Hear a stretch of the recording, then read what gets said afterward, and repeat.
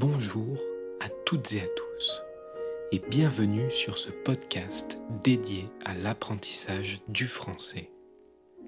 Je m'appelle Félix et dans ce podcast, je parle volontairement lentement et distinctement, c'est-à-dire en articulant, afin que la compréhension soit la plus facile possible. Vous avez aussi les sous-titres en français à disposition si cela vous aide à mieux comprendre. Et je vous conseille d'ailleurs d'écouter l'audio tout en lisant les sous-titres. C'est un bon exercice d'immersion.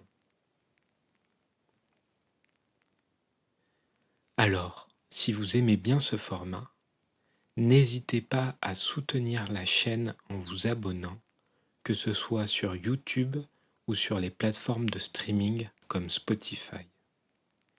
Merci, bonne écoute et surtout bon courage dans cette aventure qu'est l'apprentissage d'une langue étrangère. L'apprentissage d'une langue, c'est comme un puzzle.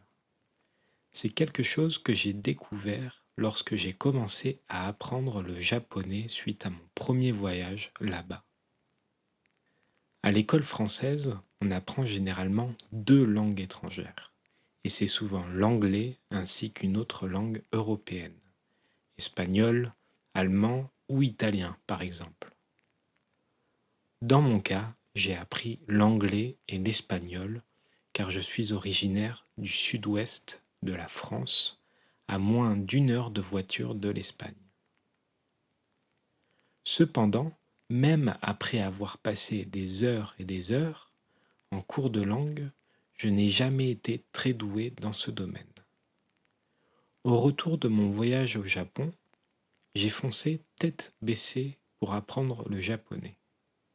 Foncer tête baissée, ça veut dire commencer sans réfléchir. Et heureusement, car une montagne de travail m'attendait. Et parfois, il vaut mieux ne pas savoir ce qui nous attend, au risque d'être découragé, et on découvre finalement la difficulté au fur et à mesure.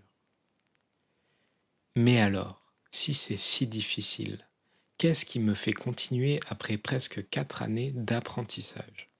Et pourquoi vous, les auditeurs de ce podcast, vous vous êtes décidés à apprendre le français ? Eh bien, je pense que c'est parce que l'apprentissage d'une langue étrangère, c'est comme un puzzle. Au début, on choisit la langue que l'on veut apprendre, et la difficulté à venir dépend de ce choix. En tant que Français, il est beaucoup plus facile d'apprendre une langue latine comme l'espagnol, l'italien ou le portugais, car ce sont des langues très ressemblantes avec le français. Alors que pour le japonais, il n'y a rien en commun. Il n'y a rien de similaire, c'est totalement différent. Même l'alphabet est différent, donc il est même impossible au début de le lire. Vous auriez dû voir ma tête à mon premier cours de japonais, j'étais perdu. Je pense donc que choisir la langue que l'on veut apprendre, c'est comme choisir un puzzle, et notamment choisir le nombre de pièces. Un puzzle de 100 pièces sera beaucoup plus facile qu'un puzzle de 10 000 pièces. La difficulté pour apprendre une langue dépend de sa ressemblance avec votre langue maternelle, votre langue natale. Vous allez me dire, tu nous conseilles donc de choisir une langue facile à apprendre ? Alors pourquoi n'as-tu pas choisi l'italien plutôt que le japonais ?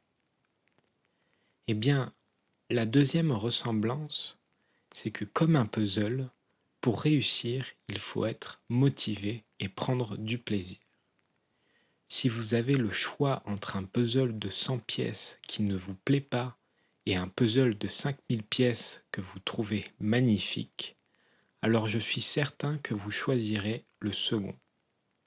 Et qu'en plus de ça, vous aurez plus de chances d'arriver à votre objectif.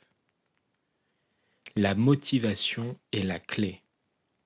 Le plaisir que vous prenez en apprenant une langue étrangère, et plus particulièrement le français ici, doit être un moteur.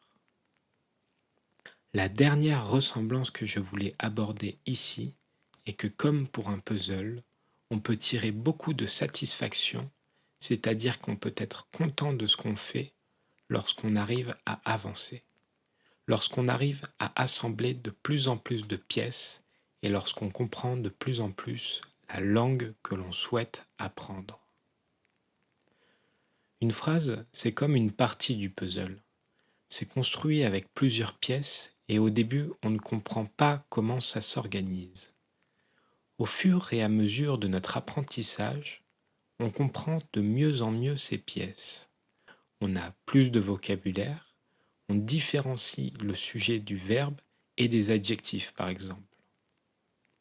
Ce sentiment de progression, qui est très visuel dans un puzzle, nous tire vers l'avant, nous encourage à continuer nos efforts. On peut aussi être bloqué, se sentir découragé car on n'arrive plus à avancer. Et pourtant, parfois il suffit d'une pièce pour se débloquer, pour relier plusieurs parties du puzzle et avancer beaucoup plus vite. Dans le cadre de l'apprentissage d'une langue, c'est pareil. Même si on est bloqué, même si on n'a plus le sentiment d'avancer, il ne faut rien lâcher. Et parfois, notre compréhension deviendra meilleure. On lira mieux les mots et les phrases entre eux et on retrouvera ce sentiment de progression. Pour finir, mon message est le suivant. Ne lâchez rien, surtout quand ça vous paraît insurmontable. Et lorsque vous vous sentez progresser, soyez satisfait de vous et du travail que vous avez fourni pour obtenir ces résultats. Si vous avez aimé ce format, n'hésitez pas à soutenir la chaîne et si vous avez des idées ou des suggestions pour l'améliorer, n'hésitez pas non plus à me les soumettre. Également, si vous avez des questions, l'espace commentaire est là pour ça et je me ferai un plaisir de vous répondre. Vous trouverez un nouveau podcast toutes les semaines et je vous dis donc à la prochaine.